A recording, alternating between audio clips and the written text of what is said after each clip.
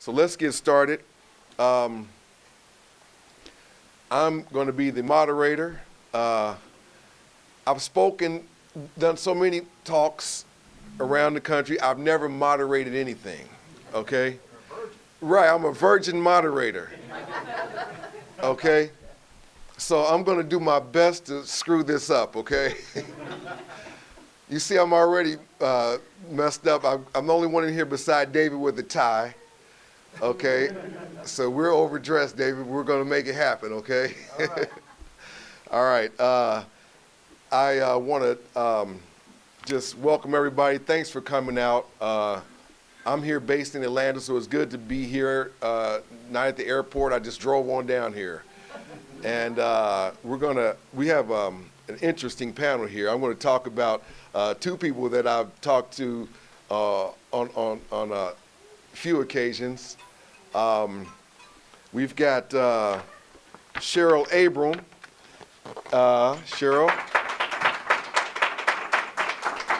Cheryl is the author of Firing God. I love that title. I like that. We not only need to fire him, if we ever find him, we need to kick his butt, okay? Okay, Cheryl is a mother of 4 from southern Louisiana. Cheryl is an Army veteran currently living in Northern Virginia and works as a learning and development specialist in a federal agency in Washington, D.C. Oh, I'm scared now. I'll make sure my taxes are paid, right? Okay. Good to have you here, Cheryl. Frank Edwards, we just met in the hallway here. Frank is the co-founder of the Document 4A Publishing and the author, creator of the award-winning children's series Jupiter Strong, which is an incredible series.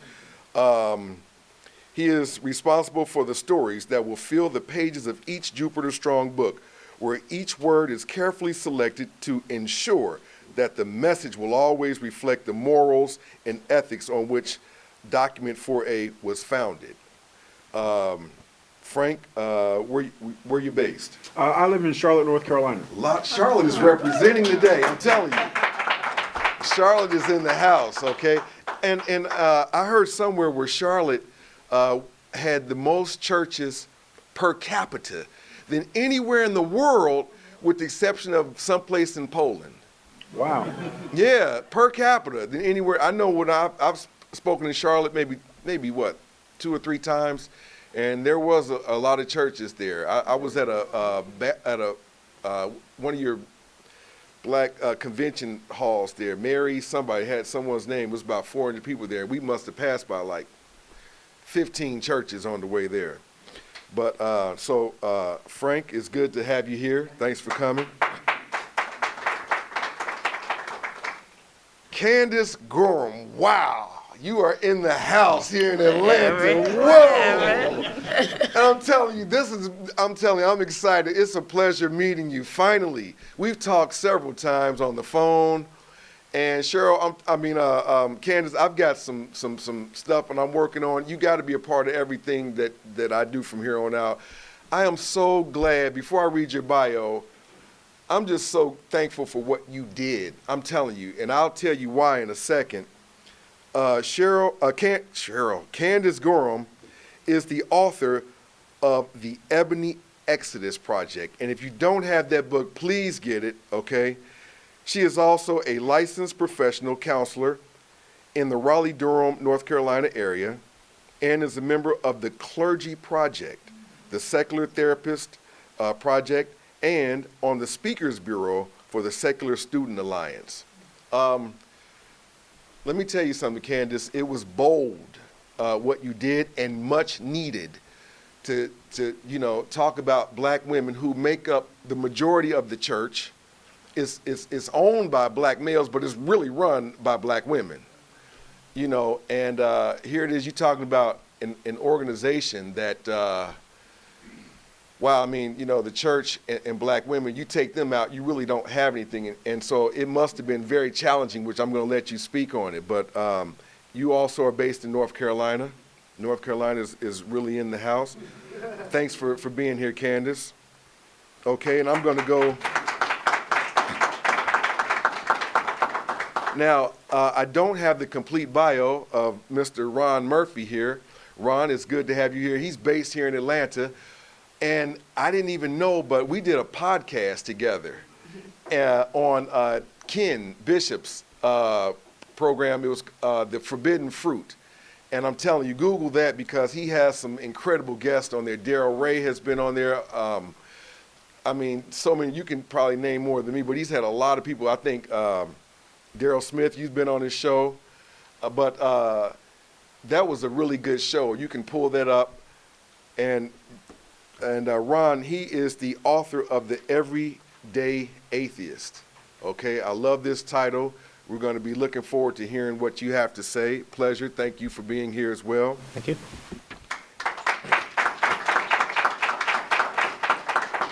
And Dr. Darrell Smith, who I am no stranger to. We are not strangers. We are always at these events. Daryl, good seeing you as usual. Darrell Smith is the author of You Are Not Alone, Black Nuns and Anthology of Black Atheists and Their Journeys. I love that. Daryl is the grandfather of 8. Wow, I'm just working on 1 right now, man. How do you get 8? I would love to have 8 running around. And he is a resident of the Atlanta area and holds a PhD in philosophy, psychology.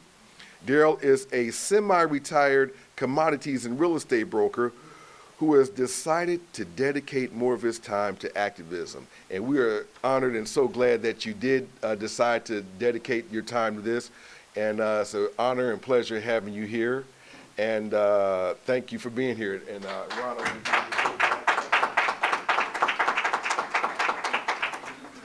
I just want to start, we're going to just go in order here.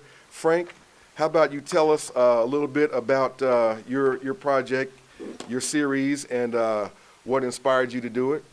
All right. Well, the Jupiter Strong series is it's our contribution to the rebuilding of the global African. And as Mandisa mentioned earlier, or I think it was Amy mentioned earlier, that you probably want to focus on the children. And so we thought that that would be where we would start. And so Jupiter Strong is our way of introducing values and things that we think are important and doing it in a fun way. What inspired Jupiter Strong is my relationship with my children, of which I have 3 daughters. I have five total, and I have 3 daughters. My middle daughter, one day we were talking, and she said to me, "Daddy, when am I going to get my princess hair?" I said, "Baby, you were born with princess hair. What are you talking about?" She said, "No, when is it going to turn yellow and hang down?" Heartbroken. So I thought about it that night, and the next morning I went in her bedroom, and I literally threw everything away. Clocks, puzzles, everything that didn't look like her, it was gone. My wife thought I was crazy. And so I had always kind of toyed around with the idea of writing a children's series, and at that point I never really had a purpose to do it until then. And so Jupiter was born. So what we did was we took everything positive, sugar, spice, everything nice, and everything African, and we rolled it into Jupiter Strong. And we wanted to make a platform where we could talk about things that specifically related to our children's and our children, and it being edifying for them. And so that was the focus, and we were lucky enough to get a warm response, and people have really taken to it. And now we're 5 books into the series. We're working on a cartoon, a spinoff for Jupiter's Brothers series, and so it's been awesome. We've been able to kind of traverse the country and read to children and do arts and crafts and all kinds of stuff, so it's been pretty awesome. Wow.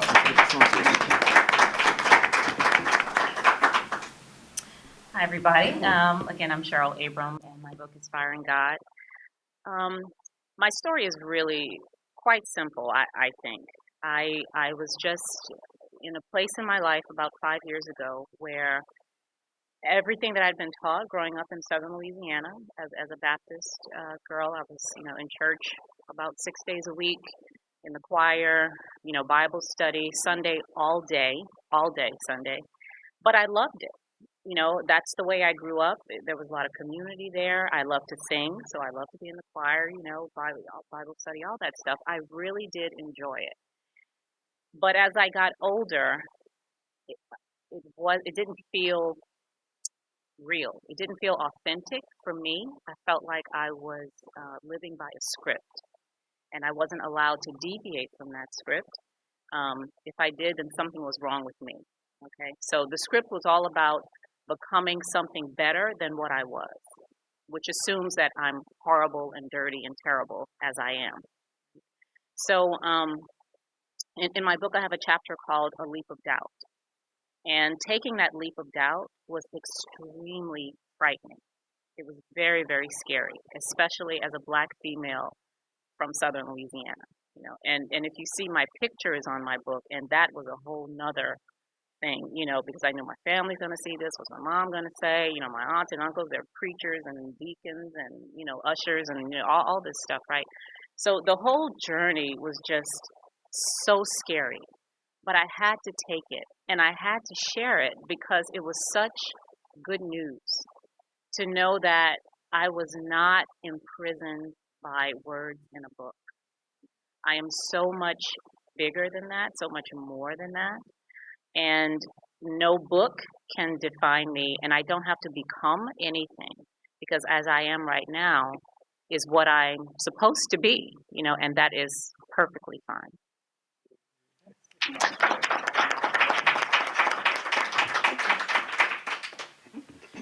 So my book is the Ebony Exodus Project. You gotta forgive my voice. We partied really wonderfully last night, and it was great fun. You missed it. So it's the Ebony Exodus Project, and as he said, it's about black women.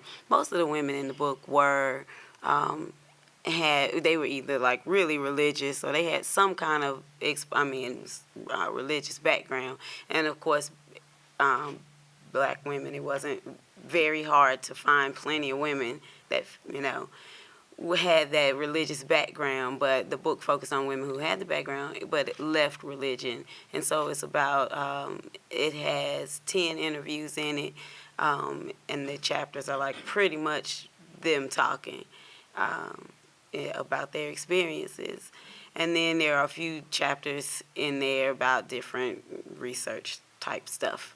And so the concept came about, I would say, it came about a few years ago, but 12 years ago was sort of the start of it, where I had to, now 12 years ago I was a minister, I was deep in the church, you know, I was casting out demons, all of that, fasting. And at that time, I had this idea. I wanted to write a book, and I was going to title it, Jesus is All You Need, and Other Lies the Church Tells Black People. This was me in the church. And I felt like the practical aspect of life was missing, you know, and it was just constantly telling people, you know, Jesus is all you need. And I'm like, no, like, you should go to college, you know. Don't not go to college. You know, you should exercise. Like, don't not eat healthy because Jesus is all you need. So that was sort of the idea of where I wanted that to go, even as a minister. And so, of course, it transformed into, you know, somehow these women who actually got out of that. So that's pretty much what that book is about. I've started working on a second project about black people, about black atheists who, and like whatever the struggle is to form relationships. And that came about, I saw a guy on he made a post on Facebook where he basically said, I think that I'm about to have to start dating white women because I can't find any black women who will accept me as an atheist. And I thought, damn, you know, and a lot of people say that same thing, like, you know, as soon as I came out to my spouse or whatever, they left me, they broke up, or, you know, after the first date, when I said it, and people struggle to figure out, am I going to tell on the first date, or do I wait till they get to know me a little bit? So maybe they, so anyway, so that's where the second book is going. Yeah. All right, my name is Ron Murphy, the author of The Everyday Atheist. I kind of identify with quite a bit of what everyone's kind of said. Candace coming from a religious background. Although I didn't come from a religious background, my parents were pretty secular, I guess. Oop, sorry. I did that, I guess. So, but it basically chronicles my journey from not really being religious to moving to going to an HBCU, or historically black college in the South, which was very much steeped in religion. My first day, I saw a preacher on the corner with a bullhorn. And I was mesmerized by that. I'd never, ever seen that in New Jersey, where I came from, ever. And so I'm literally sitting there staring at this guy in awe, and there are hundreds or thousands of students passing to class, and they act like they don't even see him. It must be such an everyday occurrence that it's something that they ignored from the beginning. So I began to embrace religion in college. And I just, throughout college, and even when I came to Atlanta, I've been here probably since '99 at this point, I embraced all of the religious notions. It wasn't until later when I began to just have some questions, because I knew that the first duty was to bring other people to the faith, as it were. So it's like, well, I need to have answers to these prominent questions if I'm going to even remotely do that. Well, as I began to ask those questions, I ran into an amazing amount of opposition. An amazing amount of opposition from the church. It was blasphemy. Yeah, no, really, it did happen. People didn't like it when I questioned everything from the existence of God to the existence of Jesus to the notion of, original sin to, everything. And so as this search for answers is really what started the whole process. And so in that search for answers, I probably did what a lot of people did. I can't imagine what people did before the World Wide Web and internet, and I went online and that kind of thing. Because I can't imagine how isolated you feel. I always felt isolated. Then I found Mandisa, who I thought came in for a second, but yes, he's back now. But I found Mandisa and Ben for the first meeting, and it was funny. It was held in a building over in Little Five Points, and for the first meeting, we had passed each other in the hallways 2 or 3 times. But we never acknowledged each other because we were both, and they kind of approached me like, so you're here for a meeting? And I'm like, yes, I'm here, black non-believers. But it was that apprehension and fear of even mentioning it that was pretty prevalent to me. I wrote the book, I originally started writing for therapy. It was very therapeutic to sit down and write out my thoughts and feelings, and then it began to grow and grow and grow. And like so many people, I feel alone. While I'm an equal opportunity dater, it is a double-edged sword for me. She talked about dating in the African-American community. When I tell someone, an African-American female, that I'm an atheist, that is all she wrote. So if I date outside my race, then that woman has to go to their parents and say, hold on, Mom and Dad, not only am I dating a black guy, but he's also an atheist. So that doesn't win me any prizes either. So ultimately, it's been a tough battle. But in that, throughout the book, I talk about some of the hot button subjects like the Christian nation and dating and 9/11 being a game changer and some of those other things. And then my final wrap up of being an atheist. I was agnostic for about 6 months. But then I realized that the term agnosticism is that the belief in God is unknown or unknowable. Well, I wasn't unknown or unknowable about Poseidon or Zeus or any other gods. The only God I was apprehensive about was the one that was most prevalent in my community. Then I realized, well, that doesn't make any sense, and I'm also not a Gnostic about unicorns or anything else that doesn't provide any evidence. So I had to give that up and embrace atheism. So that's pretty much my story. Thanks.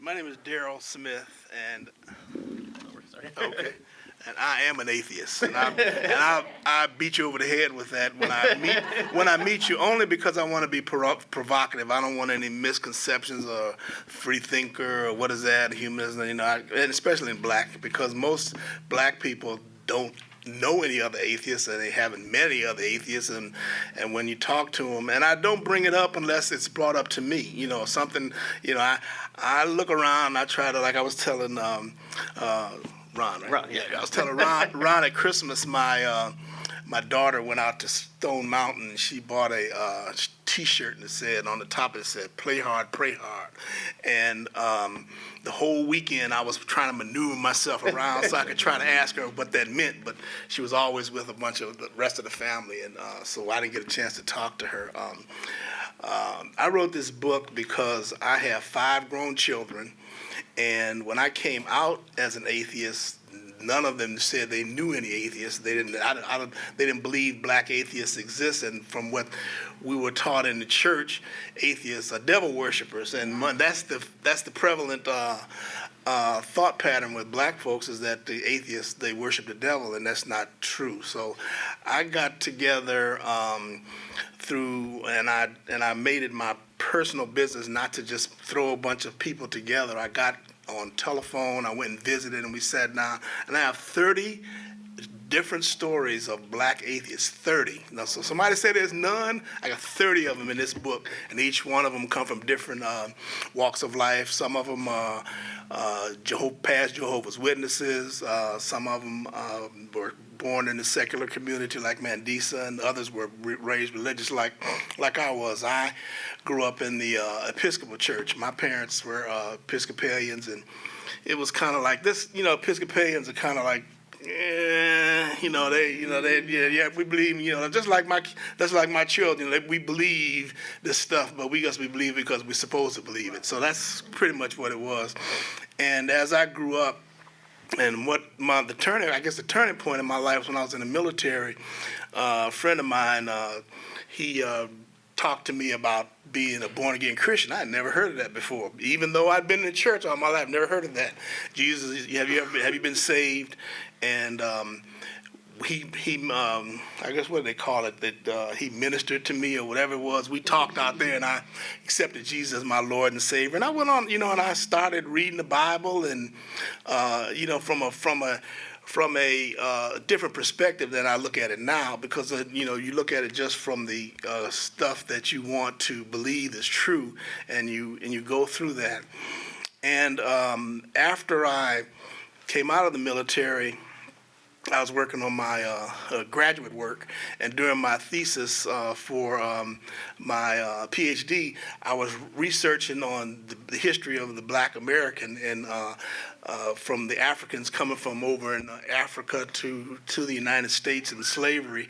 And I found out that the majority of the Africans that came here, they either had no religion or they were Muslim. Well, there were none of them Christians. And I'm like, what?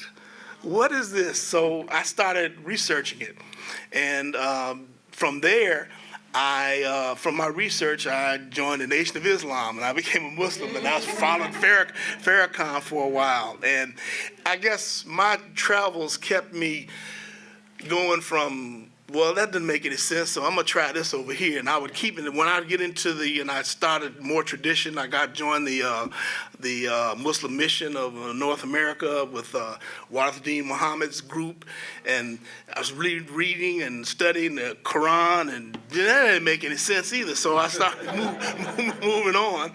And I just stopped going to the masjid. I stopped going to church and just started reading. And what is internet is something else, man. I tell you, man, when I started looking for things on the internet, and that's kind of like what got me on brought me to where I started understanding that this stuff, it just, everybody can't be right. Everybody says their religion's right, but they can all be wrong, and that's what convinced me, is that they can all be wrong, but everybody can't be right. And like I was saying, I have 5 grown children. one of them is an atheist. And you know, when I came out as an atheist and we were talking about it, she said, you know, Poppy, I didn't believe that stuff when I was a little girl. You know, I didn't know. You know, I didn't know. You know, well, I just followed the program. And my middle son, my youngest son, he's a captain of the Nation of Islam with Farrakhan. He's a Quran thumping. He's over at that mosque. If he's not at the mosque, he's at home. Yeah, he's not at the mosque, he's at home. And then my other 3 daughters are they're Christian, and my 2 daughters and my son are Christian. My daughter that's an atheist, she's also gay, and she calls them hypocristians, and I like that term because you know they say it. They talk about it, but you know they don't live it. So I put this book together just for them, and they're all have been apprehensive about it. You know, they don't want to read it. They push back against it, and I have I'll say this, then I'm going to move on to Thanksgiving. Everybody was at my house. Usually we go to everybody else's house. So when they wanted to have the prayer. So, and they wanted, and my middle son said, well, Poppy, since it's your house, you know, you go ahead and say the prayer. And I said, well, you know, prayer, how I feel about that. So I'm going to defer to my oldest son, Brian, who is a Christian. But I want everybody just to have a moment of silence before you talk. So we did, and after we had a little moment of silence, my son started praying. And I'm standing there looking around, but I looked around and my 13-year-old grandson was looking dead at me, so he was not praying either. So, you know, this is an atheist in the makings. All right. Well, Daryl, if you were serving chitlins, you needed to pray. Okay, on that.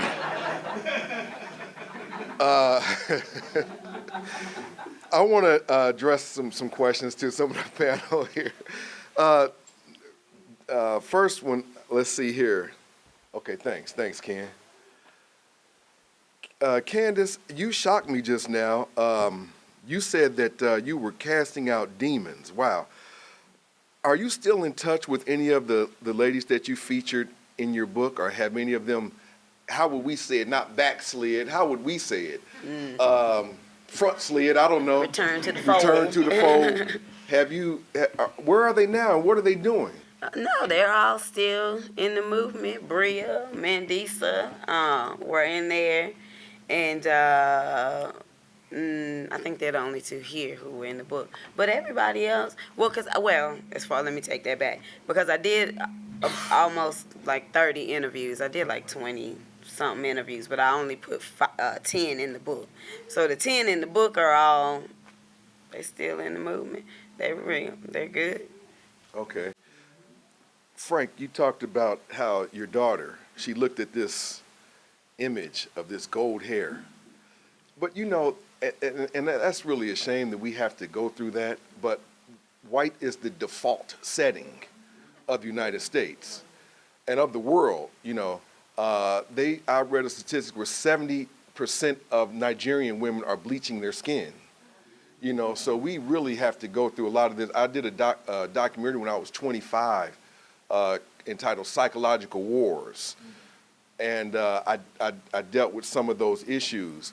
But, you know, there are also a lot of little girls maybe with gold hair that are wondering when their hair is going to turn like this, you know, as well. That must be tough. Now, when you got rid of your daughter's items, what happened? I mean, they go looking for them. Did you substitute them? You replace them? Yeah, we went about the... first of all, it was a World War III in my house. Like I said, my wife really thought that I lost my mind. She said, what are you talking? What are you doing? And I was like, just relax, wife. And that didn't work. So, that usually won't work. No, that didn't work. That didn't work at all. So we went about the business of trying to seek out things that were more better suited to what we were trying to achieve. And we found a tremendous dearth there was almost nothing. You could have Princess Tiana from Princess and the Frog, and Princess Jasmine. We had one superhero. We had Blade, but then they Right. arrested him for tax evasion. Right, so- right, exactly. So it was very difficult to find things that she could connect with and relate to that were Daddy approved. Right. So which is part of the reason why I went about the business of creating it. Right. So I thought, I can remember as a kid, my dad said that if you want to be self-sustaining, then you find a hole and you fill it up, and then you tell people you filled it up. So we filled it up. Right. And we went about the business of telling people we filled it up. But what I've noticed is that when we're out and about in the public and we're reading to the children, almost overwhelmingly so, our audience is black. But we definitely have white kids come out and hear the stories, and other children. And so almost without, we didn't set out that way, but Jupiter's become sort of an ambassador. So she's an ambassador for diversity. So I think it's been a double-edged sword, and it's been pretty awesome in that respect. Excellent. Daryl, I want to address a question to you. You have 5 grown children, and they're not all, everyone's not on the same page. That would be tough for me. I know I have 3 children. We've never taken them to church. We've never prayed, and we've always this is all they know. You said one of them is a Jehovah's Witness. No. Oh, okay, but you talked about the Jehovah's Witnesses. Well, I was saying somebody in my book wrote about it. That's what I want to ask you about. Now, Jehovah's Witnesses, they seem to be, and I know a lot because I was once one, I don't want to say arrogant, but the most self-assured in their righteousness because they do things differently than you sinners. We go to church on Saturday, and it's not even called a church, it's a kingdom hall. Right. And everyone's not going to heaven, only 144,000. So, they tend to think that what they're doing because it's so different, to be right, And you said that you had someone who had, who's no longer into Jehovah's Witness, who is now an atheist. And I mean, that would be a very interesting story, I would think. How do you come from, because to me, they're the last ones to leave. Bridget Crutchfield, the one who spoke earlier. Yeah, Bridget was a Jehovah's Witness? Yes, she's the one who wrote the story. Well, that's why she's here on Saturdays. Yeah. So that's wow, that's tough transition going from there. And Cheryl, 6 days a week. 6 days a week. You didn't have time for anything, basically. That was your whole life, right? Jesus was all I needed. That was it. I didn't, and but that's what we did. I mean, that's how we did it. Everything revolved around the church. You didn't do anything outside. I didn't wear pants until I was like 18 years old. I didn't have a boyfriend until like my senior year. I never went to my prom. None of that stuff. But I didn't care. It didn't matter because at the end of the day, I was going to heaven and other people weren't. Did you feel as though it was like cultish after you came out of it? You look back, do you see it as a cult because they separate you from everybody else? You can't do that. And I think Jehovah's Witnesses is a cult because they won't do things they're all cults because they tend to separate themselves from everybody else and think that they're righteous. And so that must have been extra tough having gone 6 days out the week to the church and your whole life surrounding that, and then you come out. Right. It was all about being right. Just like you said, it wasn't really about loving God and doing this or whatever. It was like, I'm right and you're wrong, and whatever I need to do to remain right. I had to be right. There was, so with this and my book and questioning things and all that, I had to let that go. That need to be right. And that was hard. Yeah. It's very hard.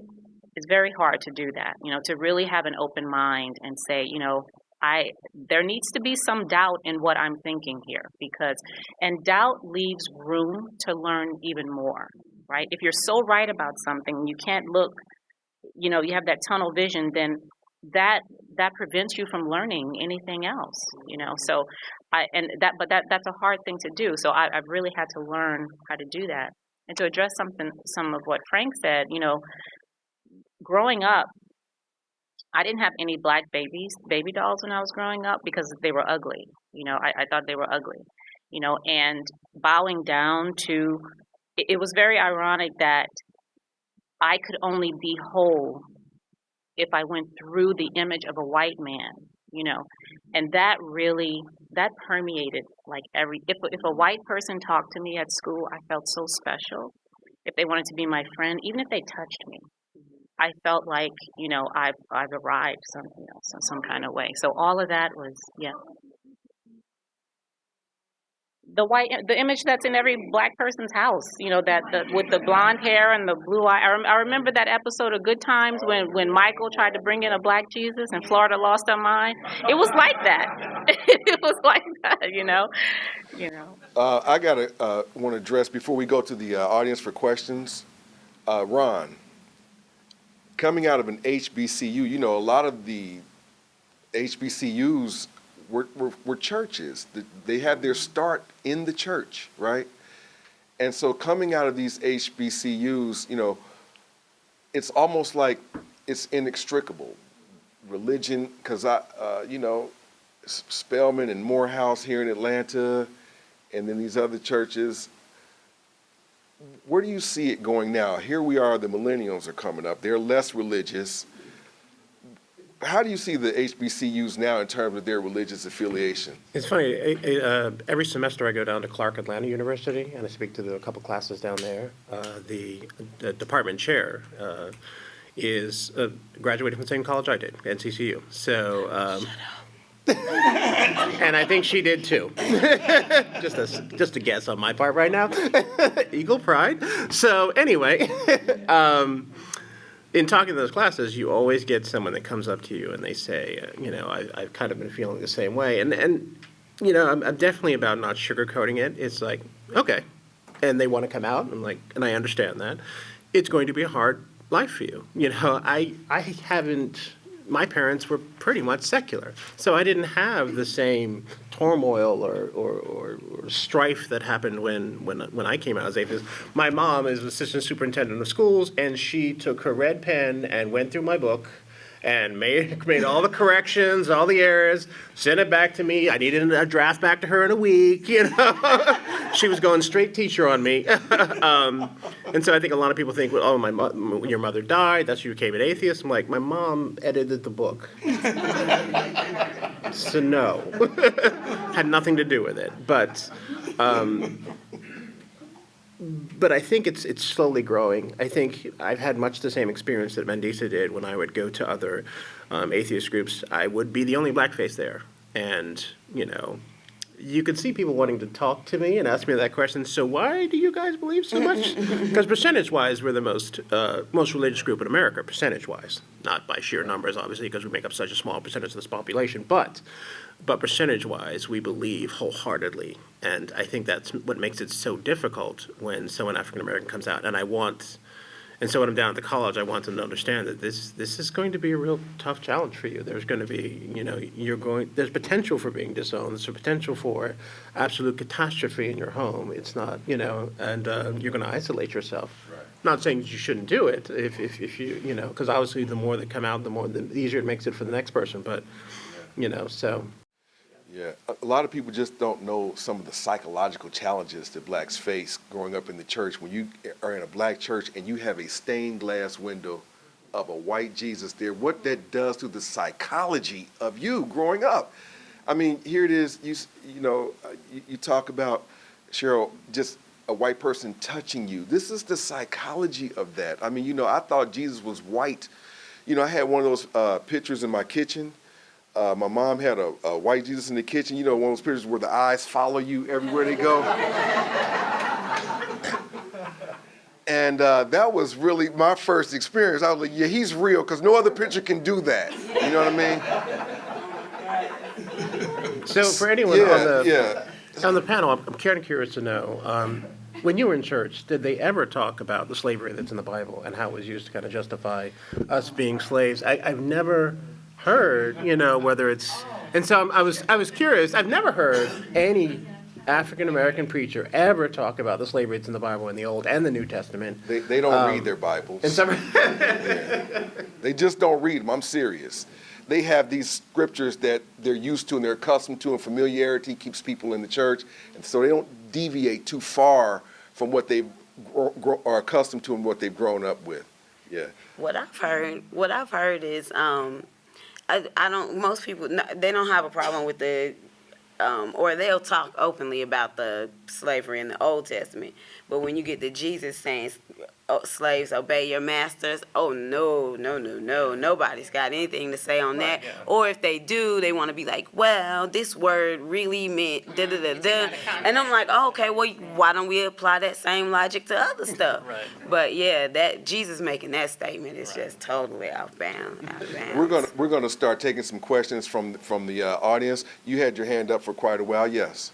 Okay. At a certain point in time, the doubt that was in the back of your mind came to the front of your mind, and you acknowledged it and acted upon it. What was the catalyst that made that happen? Well, for me, my father was a Pan-Africanist, and he also was in the Nation of Islam, and so we grew up in a Muslim household. But my maternal grandparents were both Baptist ministers, so each summer I would go there, and I had way more fun at their house than I did at my house. So I was trying to convince my father that he was wrong and that Christianity was right because it was way more awesome. And so that was kind of the goal. Well, in a trip to my grandparents' house, I went to a Christian camp and I got in trouble because I punched this kid. It was a long story. Anyway, as punishment, my grandfather made me, over the course of the summer, copy the Bible. I literally had to write it from cover to cover. And I didn't even get out of the Old Testament. I was like, what? And that was it. That's how that happened. So.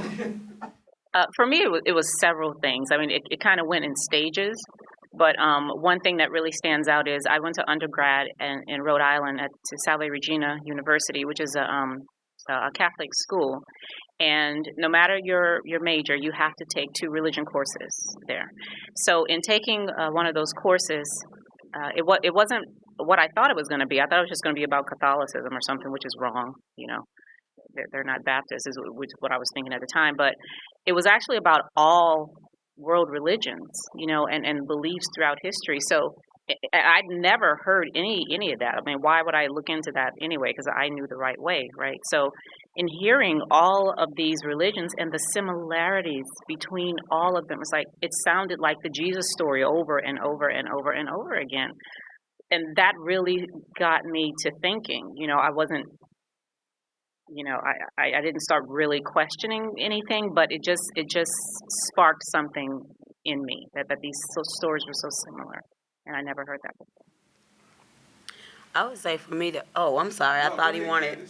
For me, I would say the catalyst was this church that we were going to, and the pastor who drove a BMW and a Cadillac and a Harley and lived in a gated community and who refused to release the church's financial records.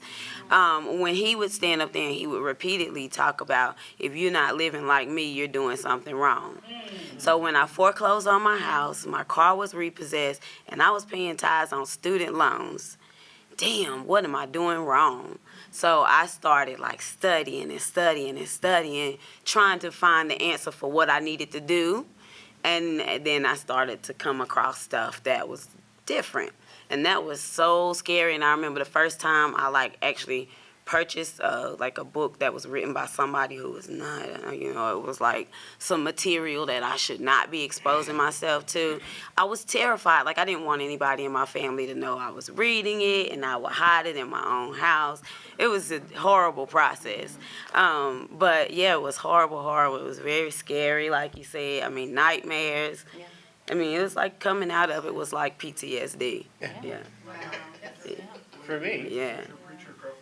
Right.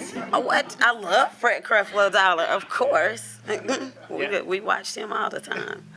For me, when I went to college, that's when I really embraced religion. I've set my questions aside so I could give this religion thing a try, an honest try. Then as I moved on and came to Atlanta, that's when I had the questions and the doubts. And for me, I've always been a bit of a science nerd. And so, telling me the age of the Earth was anywhere from 6,000 to 10,000 years, that evolution was a farce, and all these other things that had huge contradictions to everything that I'd been taught prior to that. So that's what made me kind of begin to push out there and figure out what the actual truth is. Now, I say that in terms of, the science was something that helped me solidify, but it wasn't, but the catalyst was how incongruent their claims were with reality. So I think sometimes when we as atheists can be guilty of when someone questions where we came from, whether it's humans in general or the universe, we want to kind of talk about abiogenesis or start talking about the cosmological model. And I don't think it's that complex. The very simple answers, and we don't need to try to intellectually distance someone from the conversation because we want them to be included. We want to get them to,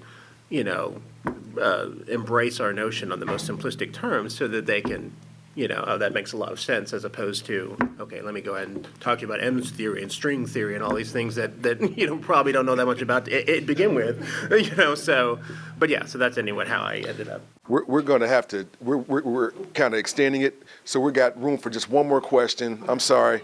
This is kind of a practical question. Can you hear me? Yes. Okay. This is kind of a practical question. You've got a very controversial topic that you've written your books about. How'd you get it published? Was it self-published, or did you go to a specific, firm Mine was that did a it? non-theistic, already an atheist publishing company. Okay, we have They- to talk somebody later because I want to introduced me find out to which it. that was. Oh, it's Pitchstone Publishing. Pitchstone? Okay. I actually sent my query letter to multiple publishers, and I had a couple email me back and say, well, when you revert back to Christianity, then we want that book. I said no. I declined.